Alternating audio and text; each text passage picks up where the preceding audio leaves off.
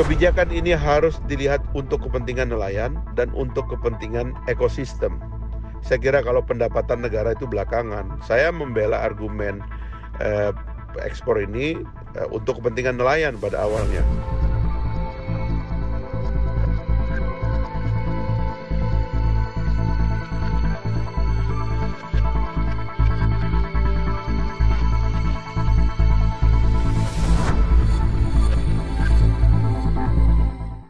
Baiklah, saya akan menjawab beberapa pertanyaan terkait kebijakan Kementerian Kelautan dan Perikanan di bawah Pak Menteri Edi Prabowo, khususnya yang terkait dengan ekspor benur lobster.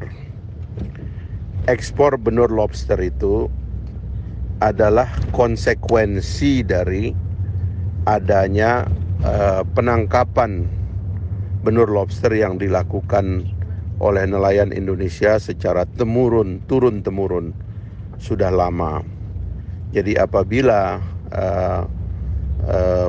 ribuan nelayan Indonesia menjelang maghrib gitu, yang nanti diperkirakan jumlahnya itu akan mencapai 150.000 nelayan datang dengan alat yang sederhana.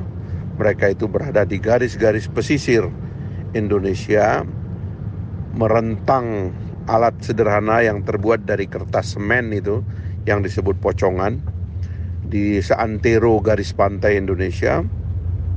Lalu kemudian ditinggal, lalu setelah itu besok setelah sembahyang subuh diambillah pocongan itu, dan kemudian mereka bisa menjual apa yang mereka dapatkan untuk melangsungkan hidup mereka dengan jumlah yang cukup baik ya. Dan karena itulah harus ada yang membeli ya. Yang membeli adalah pembudidaya. Nah, pembudidaya setelah dia membeli tentu ada banyak sisanya. Sisa inilah yang kemudian dijual karena ada permintaan di negara lain. Jadi kebijakan ini adalah kebijakan yang memang seharusnya ditempuh karena itulah life cycle dari nelayan Indonesia dari dulu. Dan kita harus berterima kasih bahwa akhirnya apa yang merupakan mimpi dan keinginan dari para nelayan Indonesia telah terbuka kembali. Nah, argumen tentang masa depan dari lobster ini yang berkembang di antara masyarakat kita harus diluruskan, dan menteri tentunya punya serangkaian para ahli ya, para profesor, doktor, peneliti dan lembaga-lembaga pemerintahan yang kredibel untuk memutuskan kebijakan ini bahwa secara ekologis ini menguntungkan. Kita tahu bahwa dalam penelitian 0,2%, hanya 0,2% benur lobster itu yang mampu bertahan hidup di alam bebas. Karena 99,8% itu mati karena hanyut oleh arus atau dimakan oleh ikan-ikan. Benur ini dianggap plankton, sehingga apabila ditangkap oleh nelayan itu semacam rescue, penyelamatan, diangkat lalu ditangkar, dipelihara lalu dijual untuk dibesarkan. Sebab tidak ada orang menangkap benur lobster untuk dimakan, tidak ada ya. Benur lobster itu ditangkap untuk dibesarkan. Setahun kemudian dia baru menjadi lobster yang layak dimakan.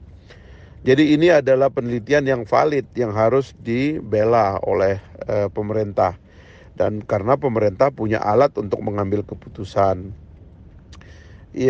Karena itulah ini posisi positifnya ya, nelayan menemukan hidup, dan lobster juga menemukan, atau benur ini juga menemukan cara untuk menjadi besar, yang nanti juga setelah dia membesar ada kewajiban bagi nelayan untuk melemparkannya kembali ke laut ya. dan seterusnya dan seterusnya. Kemudian soal punah tadi saya sudah jawab. Itu argumen penelitian itu mengatakan bahwa justru pengambilan benur ini akan menyelamatkannya, ya. Saya punya argumen-argumen lain yang sebenarnya secara kasat mata saja, ya, yaitu kadang-kadang kita tidak paham bagaimana orang sampai pada kesimpulan seperti itu. Karena itulah argumen saintifik harus dikemukakan, harus didahulukan gitu. Saya khawatir memang kebijakan sebelumnya tidak memakai argumen saintifik, tetapi memakai argumen kepentingan, ya. Secara saintifik itu kepunahan benur itu adalah fiksi, ya. Kita makan lobster itu jarang sekali yang makan lobster, tapi kita makan sapi, makan kambing tiap hari, tidak ada kepunahan sapi dan kambing. Jadi argumen sederhananya begitu. Jadi harus ilmiah cara berpikirnya. Yang kedua, siapa yang paling diuntungkan? Jadi yang kita bicarakan itu dengan kebijakan ini harusnya merupakan sebuah ekosistem. Inilah yang juga harus dibicarakan, bahwa tidak ada nelayan sehat kalau tidak ada pengusaha yang mengambil resiko. Jangan lupa kalau nelayan itu mendapatkan uang cash and carry. Tapi para pedagang, para penampung, baik untuk budidaya ataupun untuk trading, penjualan, itu mengambil resiko yang besar. Sebab pemindahan benur dari laut ke budidaya, apalagi kemudian dibudidaya di tempat lain di luar negeri misalnya, itu beresiko dia menjadi rusak, ya, berubah warna menjadi kuning atau menjadi hitam, yang harganya hancur atau bahkan mati, yang kemudian harganya tidak ada. Jadi pengambilan resiko yang dilakukan oleh pengusaha adalah rantai pengamanan dari ekosistem pengembangan lobster yang baik gitu. Yang terakhir saya kira adalah, intinya gini, kebijakan ini harus dilihat untuk kepentingan nelayan dan untuk kepentingan ekosistem. Saya kira kalau pendapatan negara itu belakangan. Saya membela argumen ekspor ini untuk kepentingan nelayan pada awalnya. Ya, bahwa kemudian negara dapat PNBP yang tidak didapatkan ketika terjadinya black market, ya kan, ketika pasar resminya ditutup, muncul pasar gelap. Pasar gelap ini berbahaya karena pasar gelap ini yang menyogok gitu. Jadi PNBP tidak ada, tapi mereka keluarkan biaya dalam bentuk penyogokan. Ini yang merusak sebenarnya juga gitu. Karena itulah saya kira dengan dibukanya ini secara formal, mudah-mudahan kelompok-kelompok penyelundup itu segera hilang, dan karena itu kemudian negara mendapatkan pendapatan yang lebih pasti.